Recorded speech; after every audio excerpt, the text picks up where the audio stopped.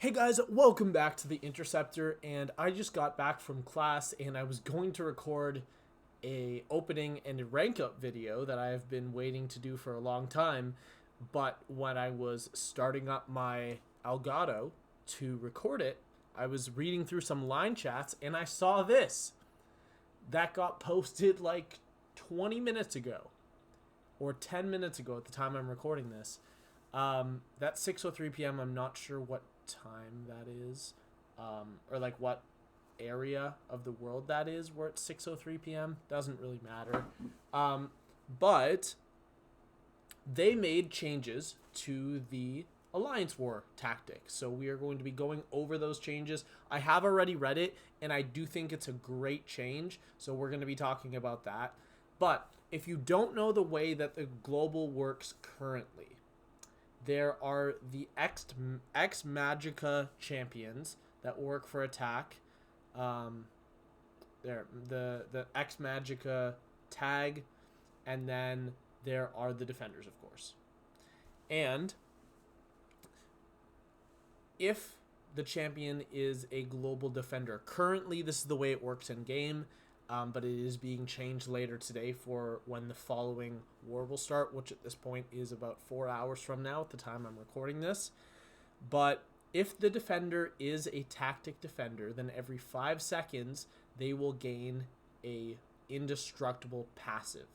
These indestructible passives are removed by the attacker gaining a prowess passive, specifically one that is from the node and not to do with their personal abilities. Like, for example, Bishop, who has passive prowess, he does not remove the indestructible. But whenever the attacker gains an indestructible, gains a prowess passive, they remove one indestructible from the defender, and they gain that prowess passive by hitting well-timed blocks, right?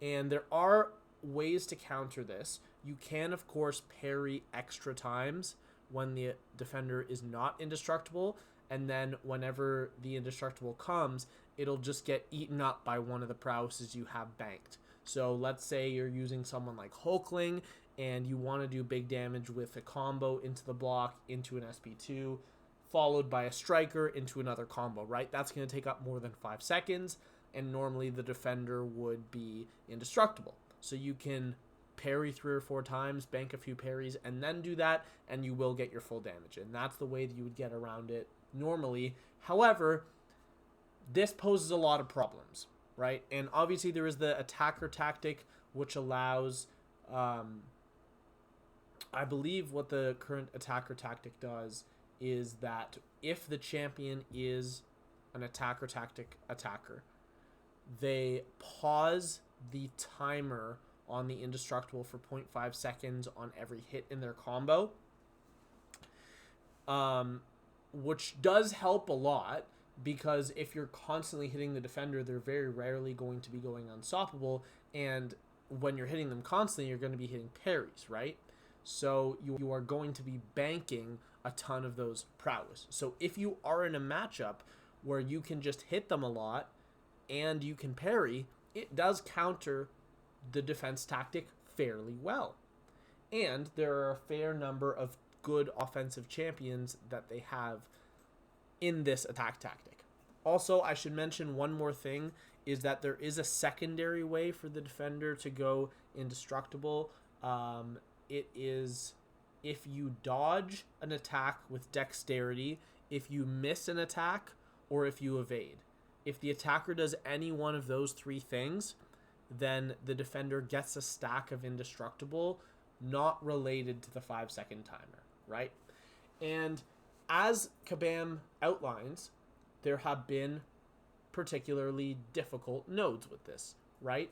So, for example, the unblockable path, or the unblockable fights, which is path 1, path 4, and 7B.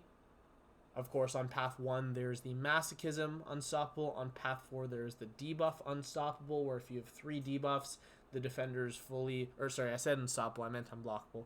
They are fully unblockable until you have removed all debuffs from yourself, not just gotten under 3. And also on 7B, if the defender shrugs off a debuff, they become passively unblockable. So, obviously, if the defender is unblockable, hitting well-timed blocks is not possible. There is a very limited number of champions in this game that can parry unblockable hits, and unfortunately, they're not exactly the most useful offensive champions. So, they are not enough to counter these things. In addition to that, there's nodes where you are punished for parrying, which is One Eye Open, which is where your damage gets reflected. All damage done to the defender while they are stunned is also dealt to you. It doesn't stop them from getting the damage dealt to them, so you can still kill them, but it basically just reflects it back to you. And that is on the second node on Path 9, and it is also on node 42, the one where you often see Gore placed. Obviously, if you have the protection removed on that node and you parry, you're going to take a lot of damage. And if you place a tactic defender there, it becomes kind of ridiculous. It becomes very, very difficult to do, or to work around, right? There's also path stun immune nodes. Oh, also, there's the stun reflection on node 49. This is where this is the biggest problem. Because you can place someone like Baron Zemo there, or like any tough tactic defense or defender, someone like Nick Fury maybe, who also goes unblockable, and you literally cannot remove the indestructible. The only way people found a way around it in the offseason was by turning off the parry mastery, because technically the global is based off of well-timed blocks and not parries. So you can hit your well-timed blocks, still remove the charges, and not inflict parries. And that's how people are getting around it. Obviously, this is not a good thing. Kabam did not design the global with that in mind, with that being the way that you'd have to get around it. Nothing is designed that way. Nothing is designed so that you'd have to take off Dex or parry. It's just not a thing in the game. Not a thing they've ever done. And if they did, it would be awful. So, now that you know all that, I just wanted to give people some background information in case you did not know anything about the global, you were not keeping up with it. Everyone was very vocal. Everyone was very vocal in saying, we don't like this global. On paper, it sounds okay, but the combination of the node and the nodes we have to fight, or like the global node and the defender nodes that we have to fight, the combination just makes it makes it not work well together, right? And even on the last global, where everything was absolutely brutal, every fight was soloable to a point where you'd maybe you wouldn't love to take that matchup, but if you did it right, you would get the solo, and this global just does not work that way, unfortunately. And they say, hello, Summoners. We have been monitoring feedback regarding the way this season's tactics interact with specific map nodes. The game team has come together to discuss ways to alleviate difficulties and frustrations in Alliance War and have plans for adjustments to be implemented immediately. Okay. I talk a lot of shit about Kabam because I really think that there are a lot of things they are very incompetent at, but I will never stop giving them credit for two things. Number one, Alliance War. Yeah, maybe the tactics suck sometimes, and maybe we have to deal with some badly designed stuff, but they always listen, and when it is so bad that it's unplayable, they actually do something. Because, yeah, last season was a pain. Obviously, in my opinion, it is the worst designed global of all time. And I know because I've played every global ever. I've been competing in Alliance War since the first season. I know all the globals. I remember all of them. And I really genuinely think they do a good job of when it is too far, they bring it back. They bring it back to a point where it's at least not cancer. And I think that's what they've done today. I don't think this global is going to be as bad as last season after the changes today. I don't think it's going to be as good as the season 2 seasons before that, when we had the unstoppable meta, which was my favorite meta of all time. Maybe my second favorite meta of all time. And the second thing is Kabam support is like the greatest thing ever. They are incredible what they do, and they help a lot, genuinely. So, as I did outline earlier, there were the 3 different things that were the pain points, according to them. I did already say those, so I'll just skip over that. And here are the changes. And I want to say, as far as the changes go, this is like a 9 out of 10. I think they killed it. I think they did an incredible job. And if you know me, I am not someone to just give compliments to Kabam for the sake of it and to like suck up to them. I am someone that constantly will shit on them when they do a bad job. So if I'm saying it's good, it's probably good. It probably is. It probably is. I'm not saying everything I say is objectively right, but it seems pretty good.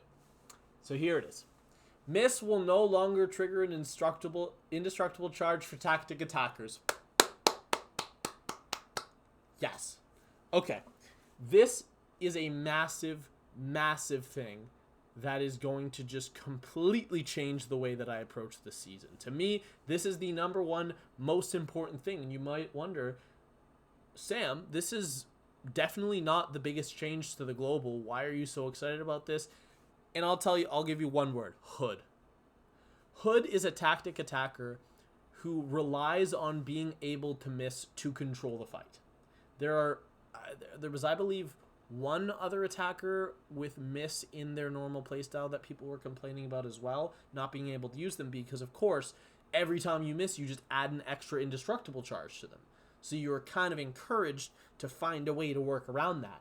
But for a champion like Hood, you really shouldn't work around that.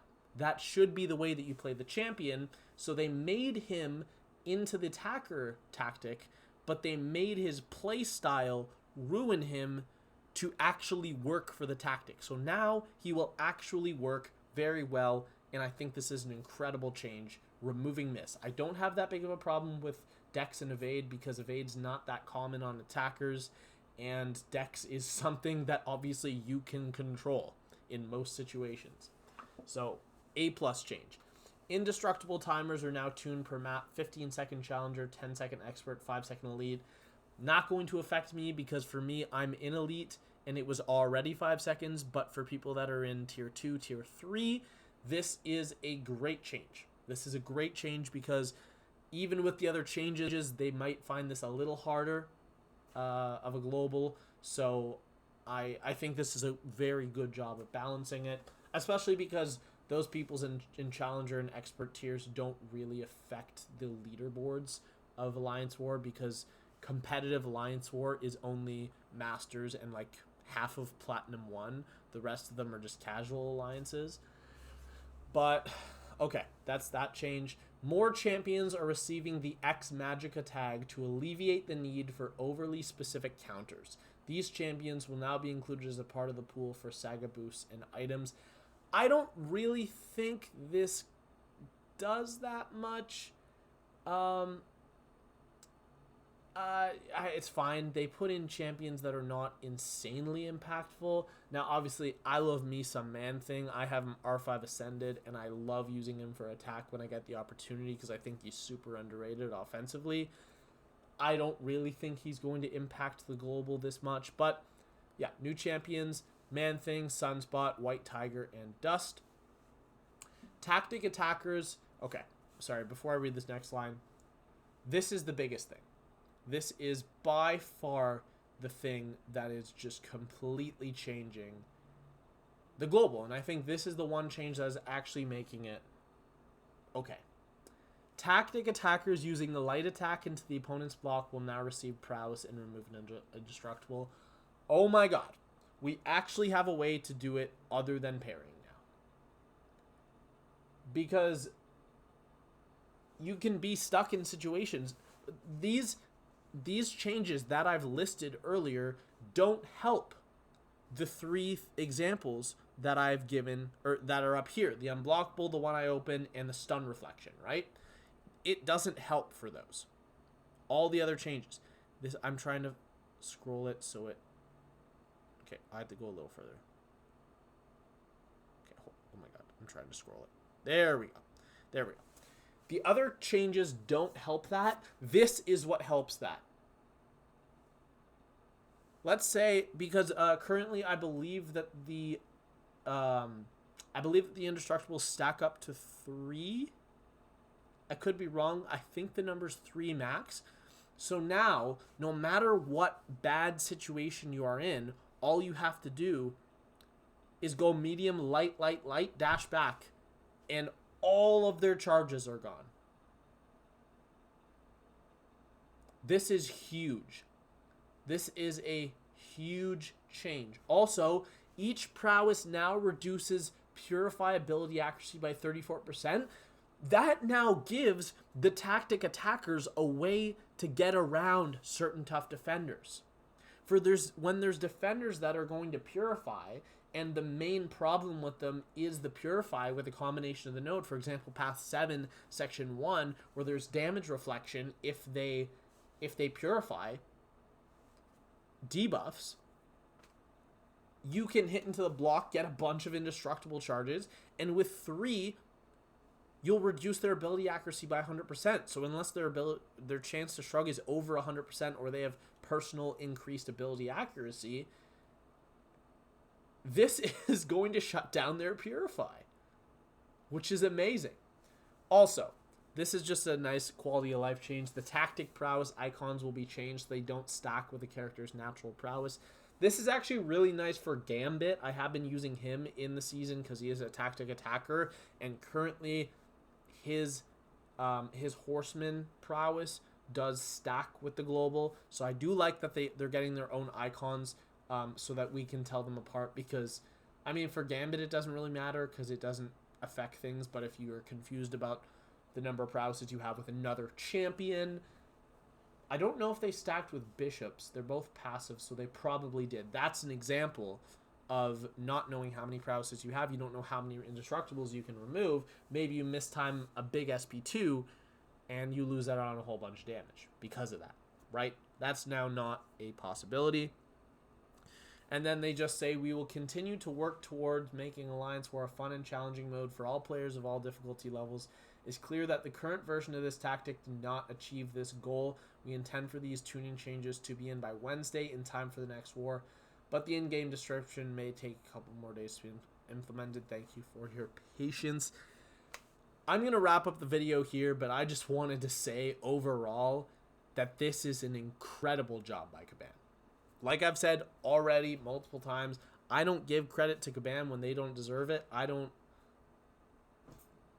do that because I don't care enough. And maybe if I was in the CCP, I would. But I'm not, and I don't care. So, I got to give them credit. This is an A+ job. They addressed exactly what everyone was annoyed about, and they fixed it in, like, literally the perfect way. They realized their mistake in including Miss in what granted indestructible, and they buffed they gave every single champion a way to remove the indestructible always. Whether it's on a node where you can parry or not, you now have access to that, which is a huge thing for the balancing of this global. Alright, I'm going to finish the video here. I just wanted to say that I'm actually really proud of what Kabam has done. This is really, really good job. Really good job. And I hope that the global plays how it sounds or how it looks. I hope that my experience in this season and the following season, season 48 and 49, is as good as I think it will be, because if I can just use Gambit and Hood all season long, I will be the happiest man on earth. And based on these changes, it seems like I might just be able to do that. Alright, that is going to be all for today. I hope you guys enjoyed the video, and I will see you all later. I have not really been uploading. I think the last video I uploaded was 2 months ago. Now, I've uploaded 4 videos since then, but none of them have gone live yet because I haven't made thumbnails. But this one is definitely going live right away. So, yeah. I will see you all later. Have a great day, everyone.